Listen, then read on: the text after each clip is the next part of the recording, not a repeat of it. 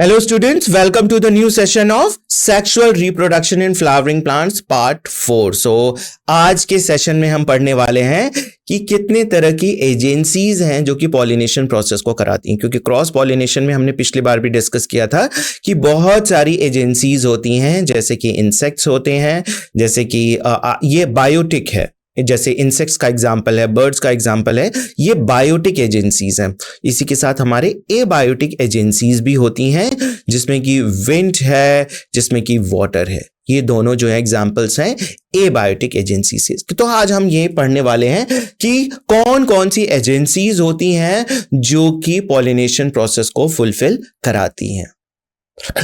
So agents of pollination, there are different agents of pollination. तो सबसे पहले हम देखते हैं कि एबायोटिक एजेंट्स कौन कौन से हैं, विंड एंड वाटर। तो बहुत सारे ऐसे पौधे होते हैं जिनमें कि सिर्फ विंड से ही जो पॉलन ग्रेन होते हैं वो एंथर से फीमेल जो पार्ट है, जो स्टिग्मा, पिस्टल का जो स्टिग्मा वाला पार्ट है, उसके ऊपर जो ये पॉलन ग्रेन ट्रांसफर हो जाते हैं। वाटर है, कुछ एक्वेटिक प्लांट्स होते हैं जिनमें की जो है एंथर जो रिलीज होती हैं वो स्टिग्मा तक पहुंचाने का काम कौन करता है, वाटर।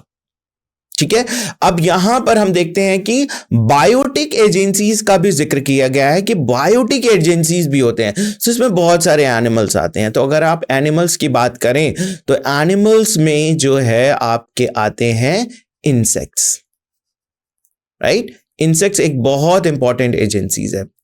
एक रिपोर्ट आई है कि अगर हम सिर्फ हनी बी को अगर रिमूव कर दें, सपोज हनी बी बिल्कुल एक्सटिंक्ट हो जाए, तो 80% पौधों में जो है वो पॉलिनेशन प्रोसेस नहीं हो पाएगी and there will be requirement of enormous amount of food, क्योंकि अगर पॉलिनेशन नहीं हुआ तो बहुत सारे क्रॉप्स में जो सीड्स का एस्टैब्लिशमेंट होता है वो नहीं होगा, क्रॉप्स नहीं आपको पैदावार देंगे और भूखमरी की हालत आ जाएगी।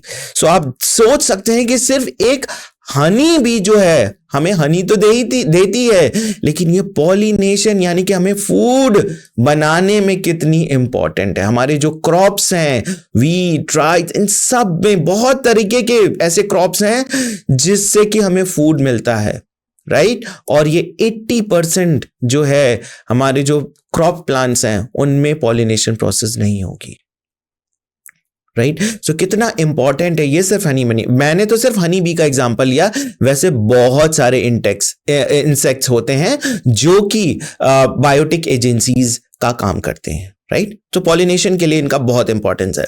नेक्स्ट जो होती हैं, बहुत सारी बर्ड्स भी होती हैं। इसमें जो हमिंग बर्ड है उसका एग्जाम्पल है। कुछ प्लांट्स में हमिंग बर्ड जो होती है बहुत छोटी बर्ड होती है और ये इसका स्पेशलिटी है कि ये फॉरवर्ड और बैकवर्ड मूवमेंट करती है।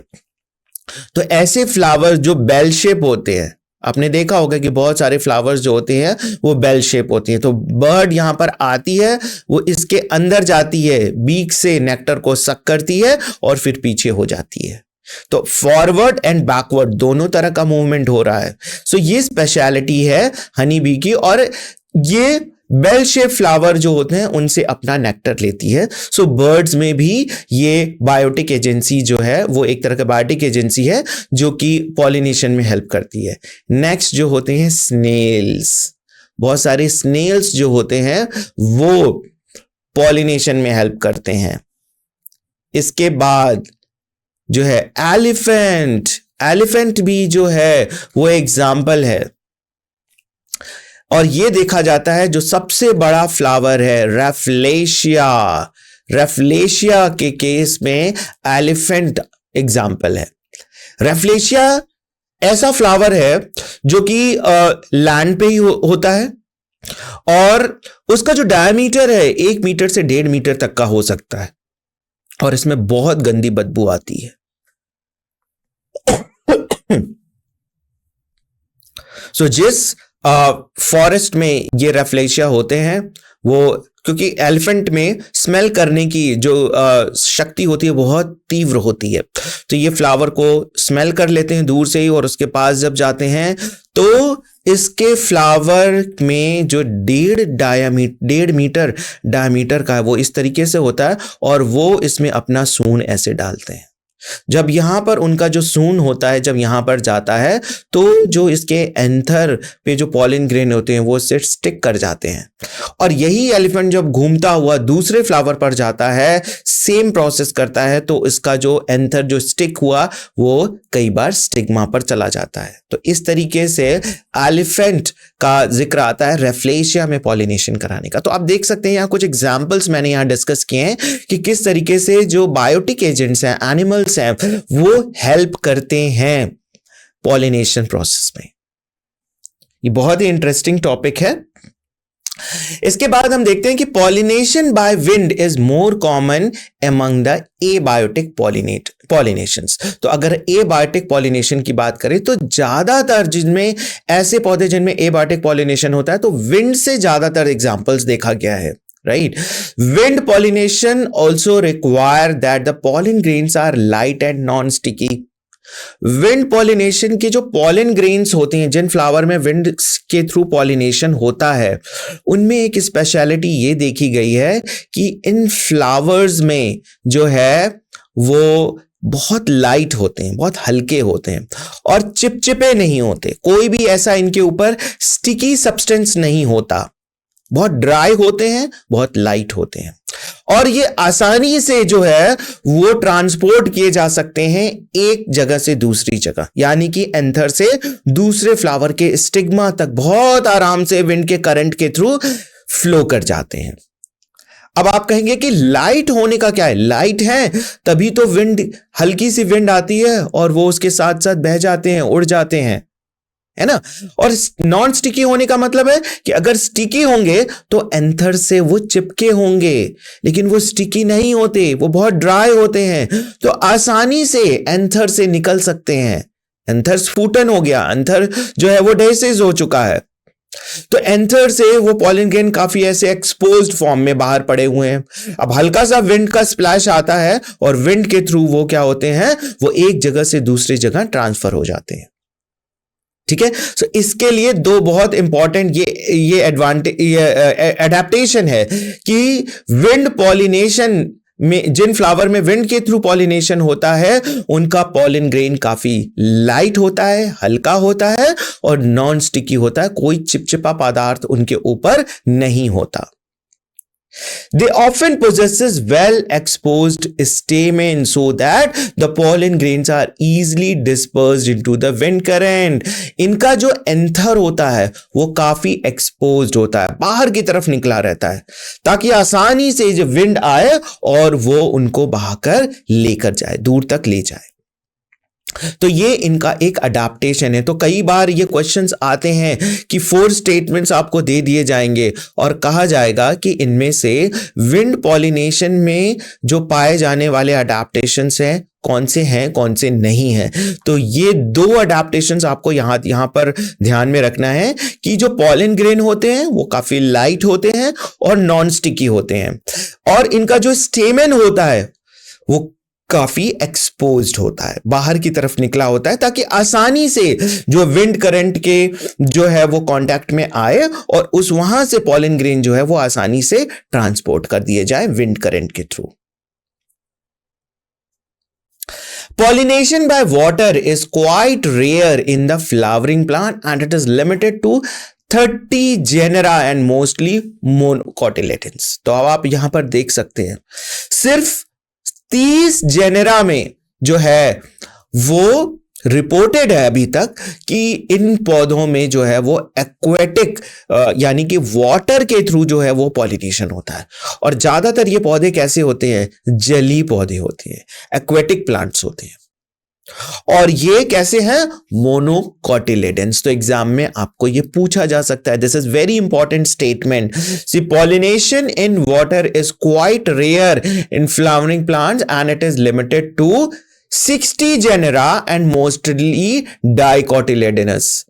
So this is wrong statement. ऐसे स्टेटमेंट्स आपको एग्जाम में आ सकते हैं मल्टीपल स्टेटमेंट क्वेश्चंस में। सो आपके लिए ये इंपॉर्टेंट है, ये वाला जो ये लाइन है बहुत इंपॉर्टेंट है कि 30 जेनेरा में जो है वो रिपोर्टेड है पॉलिनेशन वाटर के थ्रू होता है, और कैसे पौधे में होता है, मोनोकोटिलेडोनस में होता है। सम ब्रायोफाइट्स एंड टेरिडोफाइट्स, अगर आपको याद हो तो ब्रायोफाइट्स और टेरिडोफाइट्स में वाटर जो है वो बहुत इंपॉर्टेंट रोल प्ले करता है ट्रांसफर्स ऑफ गैमेट्स का, right? So that their distribution is limited because of the need of water for the transport of male gametes and fertilization. और इसीलिए ब्रायोफाइट्स और टेरिडोफाइट्स बहुत लिमिटेड जगह पर पाए जाते हैं।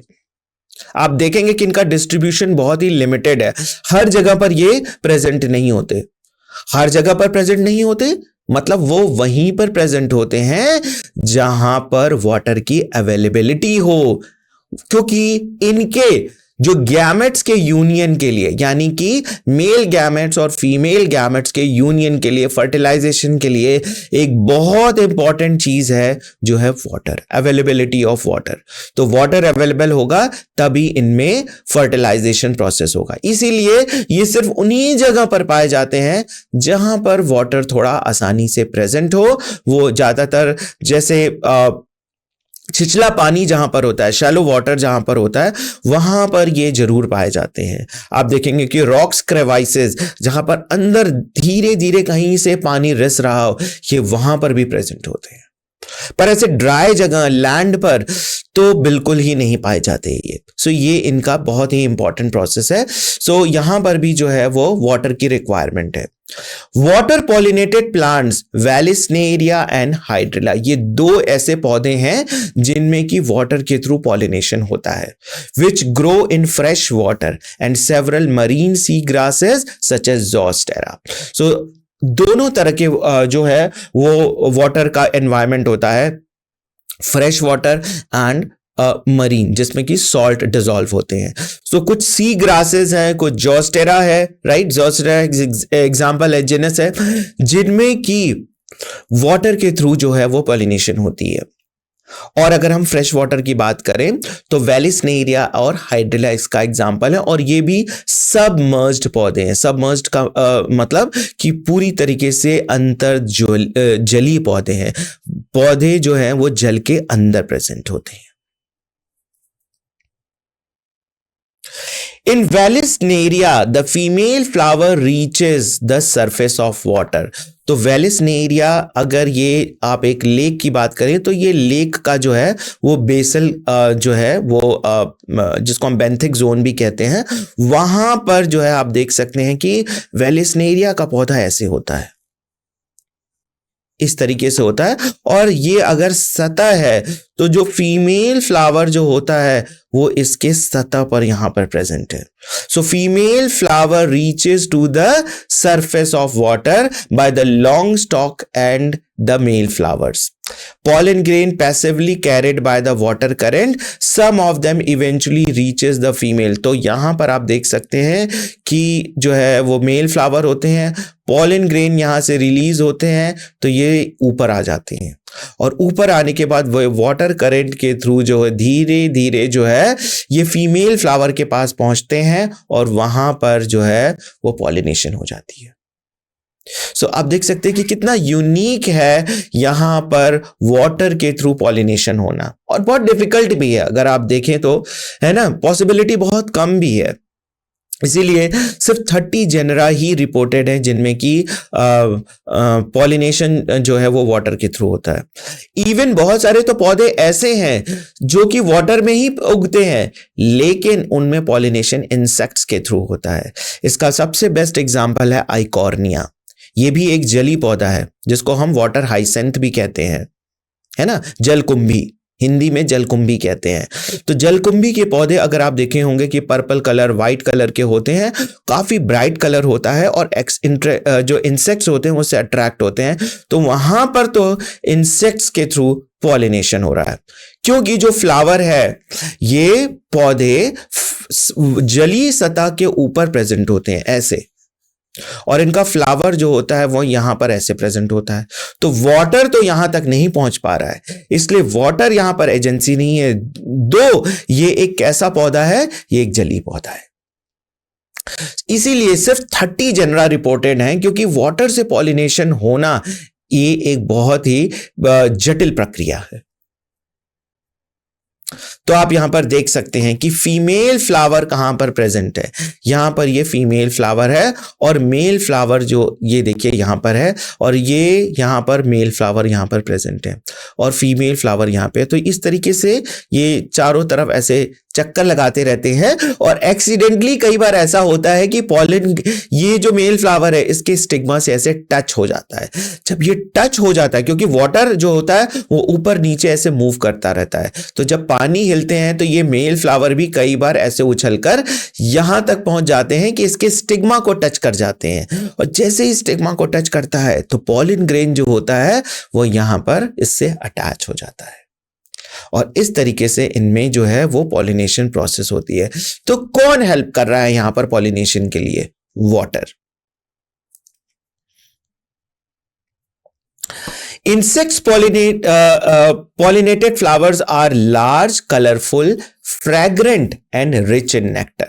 अब ये अडेप्टेशन की बात यहां पर बताई जा रही है कि इंसेक्ट्स में जो पॉलिनेशन होता है उनमें जो है वो किस तरीके से होता है, उनके फ्लावर में क्या अडेप्टेशन है। तो इंसेक्ट्स से पॉलिनेटेड फ्लावर काफी कलरफुल होते हैं, उनमें फ्रेग्रेंट होते हैं, खुशबू होती है, और नेक्टर बहुत लेडन होता है, मतलब काफी नेक्टर से भरपूर होते हैं।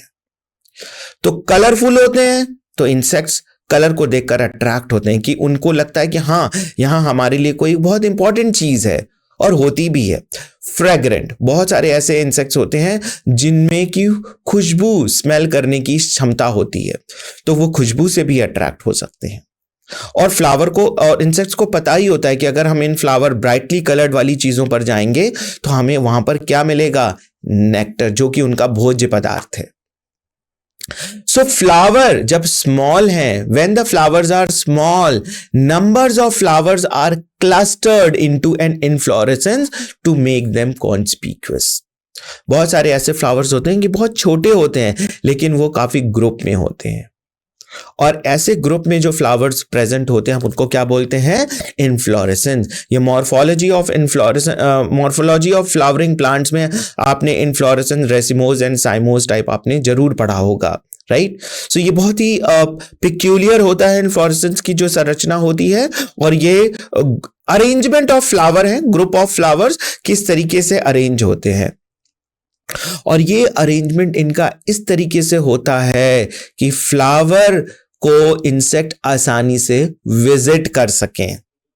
ऐसे ही नहीं होता, इन फ्लावर्स में जो इनफ्लोरेसेंस की जो संरचना होती है वो सिर्फ ऐसे ही नहीं होती, वो इसलिए ऐसी होती है ताकि वो इंसेक्ट्स को अट्रैक्ट करे, इंसेक्ट्स आए तो आसानी से फ्लावर तक पहुंच सके। So to sustain animal visit, the flowers have to provide rewards to the animals. उनको, क्योंकि वो फ्लावर के लिए कुछ बहुत अच्छा काम कर रहे हैं, पॉलिनेशन प्रोसेस में हेल्प कर रहे हैं, तो उनको तो कुछ रिवॉर्ड्स मिलना चाहिए। वो रिवॉर्ड्स वो किस तरीके से देते हैं? नेक्टर के फॉर्म में। So nectar and pollen grains are the usual floral reward. क्योंकि आपने फर्स्ट जो हमारा सेशन था उसमें आपने पढ़ा होगा कि जो पॉलन ग्रेन्स होते हैं उनमें बहुत सारे न्यूट्रिएंट्स प्रेजेंट होते हैं, तो कई बार तो इंसेक्ट जो है वो पॉलन ग्रेन्स को खाते भी हैं क्योंकि उसमें बहुत सारे न्यूट्रिएंट्स प्रेजेंट है, और नेक्टर को भी सक करते हैं। तो कुछ रिवॉर्ड्स तो उनको मिल ही रहा है ना, यहां पर कुछ तो उनको फूड मिल रहा है, और इसी फूड की लालच में जो है वो इंसेक्ट्स फ्लावर को विजिट करते हैं। लेकिन फ्लावर के लिए एक बहुत, इस विजिट के दौरान फ्लावर के लिए एक बहुत इंपॉर्टेंट प्रोसेस फुलफिल हो रही है, वो है क्या? पॉलिनेशन। अपने आप को जेनरेशन टू जेनरेशन आगे बढ़ाने के लिए पॉलिनेशन की प्रक्रिया फ्लावर को कराना बहुत जरूरी है, इसलिए वो लालच देती है इंसेक्ट्स को, दूसरे एनिमल्स को, रिवॉर्ड्स के लिए, नेक्टर के लिए, पॉलन ग्रेन के लिए, ताकि तुम आओ और हमारे लिए पॉलिनेशन का काम कर दो और हम बदले में तुम्हें कुछ नेक्टर और पॉलन ग्रेन्स देंगे। It is something like that. For harvesting rewards from the flower, the animal visitor come in contact with the anthers and stigma. So ये rewards लेने जब आते हैं तो वो accidentally, उनको पता भी नहीं होता कि वो फ्लावर के लिए इतना इंपॉर्टेंट काम कर रहे हैं कि वो एंथर से स्टिग्मा तक पॉलन ग्रेन को ट्रांसफर कर रहे हैं. The body of the animal get coated with the pollen grains which are generally sticky in the animal pollinated flowers. तो animal pollinated flowers में ये जो pollen grain होते हैं काफी sticky होते हैं और ये जब ट्रांसफर करते हैं तो उसके पंख से, उनके पैरों से पे स्टिक हो जाते हैं और जब वही दूसरे फ्लावर पर जाते हैं तो एक्सीडेंटली वो झड़कर स्टिग्मा पर गिर जाते हैं. When the animal carrying pollen on the body comes in contact with the stigma, it brings about pollination. तो मैंने अभी जस्ट यही बात आपको बताई कि इस तरीके से एनिमल्स जब पॉलन ग्रेन को लेकर एक फ्लावर से दूसरे फ्लावर को विजिट करते हैं तो उनके जो स्टिग्मा पर गलती से पंख से झड़कर पॉलन ग्रेन उनके स्टिग्मा पर गिर जाता है, पैरों से झड़कर पॉलन ग्रेन उनके स्टिग्मा पर गिर जाता है और इस तरीके से पॉलिनेशन की प्रक्रिया फुलफिल हो जाती है. आउटब्रीडिंग डिवाइसेस, ये एक बहुत ही इंपॉर्टेंट टॉपिक है. Certain devices in the plant ensures that self-pollination does not take place and cross-pollination occur to ensure the variation and better chances of survival in the changing environment. तो plants में एक चीज आप समझ लीजिए कि plants में वेरिएशन होना बहुत आवश्यक है. प्लांट्स क्योंकि एनवायरनमेंट लगातार बदल रहा है, एनवायरनमेंट डायनामिक है, वो चेंज हो रहा है और उसी के अकॉर्डिंग अगर जीन्स चेंज नहीं हुए तो कुछ समय के बाद जो है वो पर्टिकुलर प्लांट्स या एनिमल्स जिनमें जीन में चेंज नहीं हो रहे हैं वो उस चेंजिंग एनवायरनमेंट को कोप अप नहीं कर पाएंगे और वो खत्म हो जाएंगे. इनमें जो है ये बहुत इंपॉर्टेंट हो जाता है वेरिएशन को कैरी आउट करना. तो अगर बार बार सेल्फ पॉलिनेशन प्रोसेस होगी सेल्फ पॉलिनेशन के दौरान क्या होगा, वेरिएशन प्रोसेस तो नहीं आ पाएगी. इसलिए प्लांट जो है अपने फ्लावर में थोड़े से चेंजेस करता है.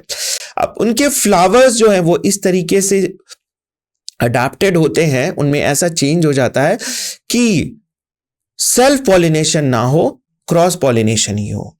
और ऐसे जो डिवाइसेस या जो चेंजेस हमें देखने को मिलते हैं उनको हम बोलते हैं आउटब्रीडिंग डिवाइसेस. तो अब हम देखेंगे कि किस तरीके से आउटब्रीडिंग डिवाइसेस क्या क्या होते हैं. यूनिसेक्सुअल फ्लावर, सबसे अच्छा है कि मेल फ्लावर अलग, फीमेल फ्लावर अलग, राइट.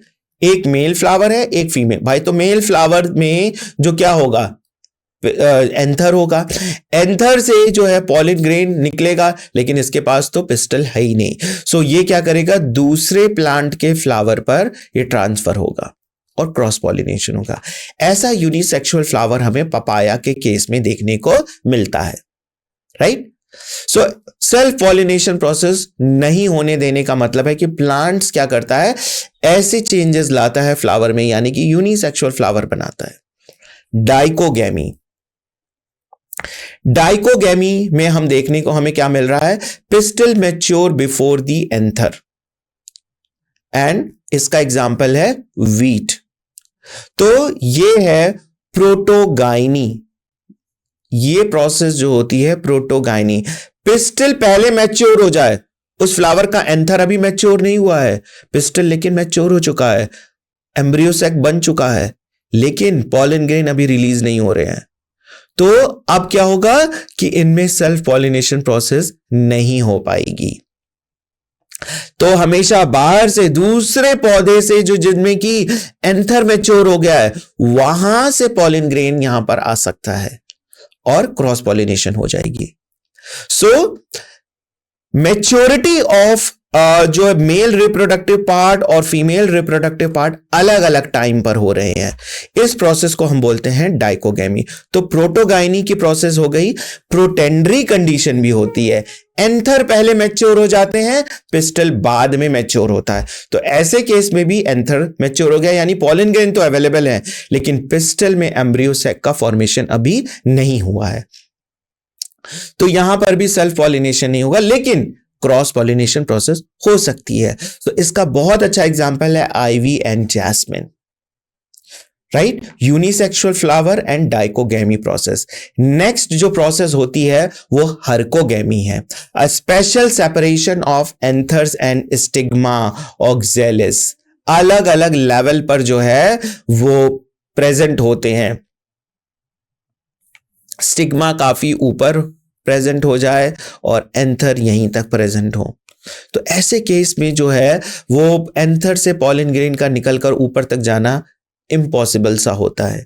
इसलिए ऑक्जेलिस में ये चीज देखी जाती है कि हर्कोगेमी प्रोसेस जो है वो सेल्फ पॉलिनेशन को प्रमोट नहीं कर रही है, ये क्रॉस पॉलिनेशन को प्रमोट कर रही है। सेल्फ इनकॉम्पैटिबिलिटी, ये बहुत ही इंपॉर्टेंट प्रोसेस है। Genetic mechanism that prevent self pollination, example petunia. यानी कि अगर सपोज यहां पर हमारे पास स्टिग्मा है, इनमें जो जीन्स है वो है G1 और G1 टाइप, और यहां पर जो पॉलन ग्रेन है, ये एंथर था, एंथर से यहां पर पॉलन ग्रेन पहुंचा, इसमें भी G1 है।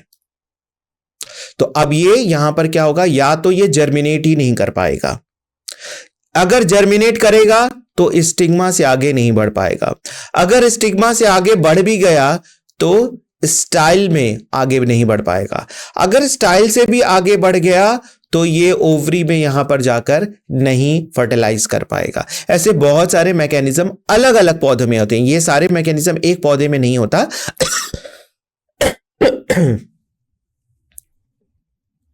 अलग अलग पौधे में हमें ये देखने को मिलता है। जीवन है और यहां पर भी जीवन है, यानी दोनों के जीन सेम है, तो ये सेल्फ इनकम्पैटिबल है। यहां पर जो है फर्टिलाइजेशन प्रोसेस को रोका जाएगा। ये है जीन्स की स्टडी कर उसको कंपैटिबल ना होने देना, यानी कि ये दर्शाता है कि अगर दोनों के जीन सेम होंगे तो वो दोनों आपस में कंपैटिबल नहीं होंगे। लेकिन अगर यहीं पर मैं दूसरा एग्जांपल की अगर बात करूं कि यहां पर जो है स्टिग्मा पर अगर G2 है और यहां पर जो एम्ब्रियो सैक है वो G1 है, तो ये जर्मिनेट करेगा और ये यहां तक आएगा और फर्टिलाइजेशन प्रोसेस को भी फुलफिल करेगा। यानी कि जीन्स में थोड़ा सा वेरिएशन होना अगर है तो ये उसके लिए कंपैटिबल रहेंगे। तो आप देख सकते हैं कि कितने लेवल पर जो है वो सेल्फ पॉलिनेशन प्रोसेस को रोकी जाती है और क्रॉस पॉलिनेशन को प्रमोट किया जाता है। रीजन इसका यह है कि प्लांट चाहते हैं कि उनमें वेरिएशंस आए। Self incompatibility, the pollen grain do not germinate on the stigma of the same flower, ये है self incompatibility. Thus the male and female gamete of the same plant does not undergo fertilisation. तो इसलिए अगर एक ही flower के anther से निकलकर pollen grain उसी के स्टिग्मा पर गिर रहा है तो दोनों का तो जीन सेम होगा, तो वहां पर जो है वो फर्टिलाइजेशन प्रोसेस नहीं होगी। इनकॉम्पैटिबिलिटी involve the interaction of the pollen and the stigmatic tissue. तो यहां पर आप देख सकते हैं कि टिश्यू का इंटरैक्शन हो रहा है, पॉलन ग्रेन में कौन सा जीन है और जो स्टिग्मा का जो टिश्यू है उसमें कौन सा जीन है, उन दोनों का जो स्टडी यहां पर काम कर रहा है। और ये जो है वो इस तरीके की जो क्योंकि यहां पर स्टिग्मा बहुत सारे केमिकल्स को रिलीज करता है, जब देख लेगा कि स्टिग्मा के जो पॉलन ग्रेन है उसमें भी वही जीन है जो मेरे पास है, तो वो उस केमिकल को रिलीज नहीं करेगा। वो केमिकल बहुत इंपॉर्टेंट होते हैं पॉलन ग्रेन के जर्मिनेट करने के लिए। तो जब पॉलन ग्रेन जर्मिनेट ही नहीं करेगा तो फर्टिलाइजेशन प्रोसेस नहीं होगी, पॉलिनेशन होने के बाद भी फर्टिलाइजेशन प्रोसेस नहीं हो रही है। ये है self इनकॉम्पैटिबिलिटी।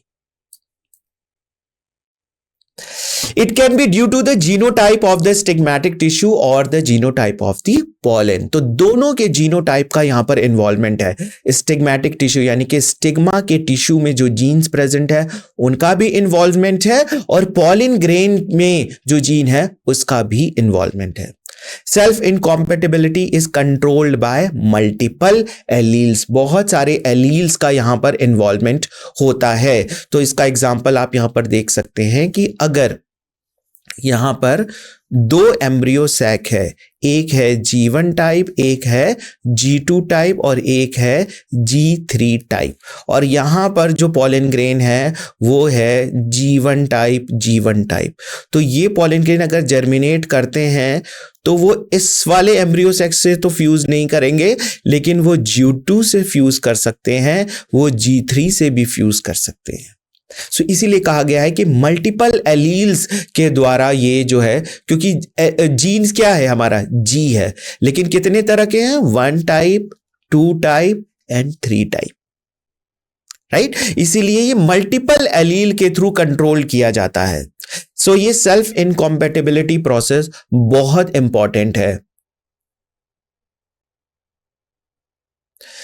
Pollen pistil interaction. The pistil has the ability to recognize the pollen whether it is compatible or incompatible. तो pistil जो है वो ये जान जाता है कि ये pollen जो है वो compatible है या नहीं है, उसका वहीं पर rejection हो जाता है। If it is compatible, the pistil accept the pollen and promotes the formation of pollen tube for the fertilization.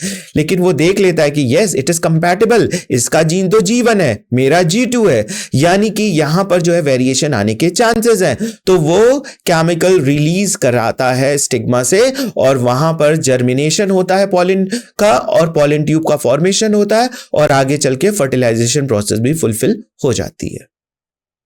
If the pollen is incompatible, pollen germination does not take place. लेकिन अगर यहीं पर दोनों के gene similar हुए तो pollen grain का germination रोक दिया जाता है, क्योंकि स्टिग्मा वो केमिकल ही रिलीज नहीं करेगा कि पॉलन ग्रेन जर्मिनेट कर सके। तो इस तरीके से देखते हैं कि ये पॉलन पिस्टल इंटरैक्शन बहुत इंपॉर्टेंट है और ये सेल्फ इनकॉम्पैटिबिलिटी प्रोसेस प्रक्रिया को फुलफिल कराने में काफी मददगार साबित होती है। सो इसी के साथ हमारा ये सेशन अभी हम यहीं पर समाप्त करेंगे। Thank you very much.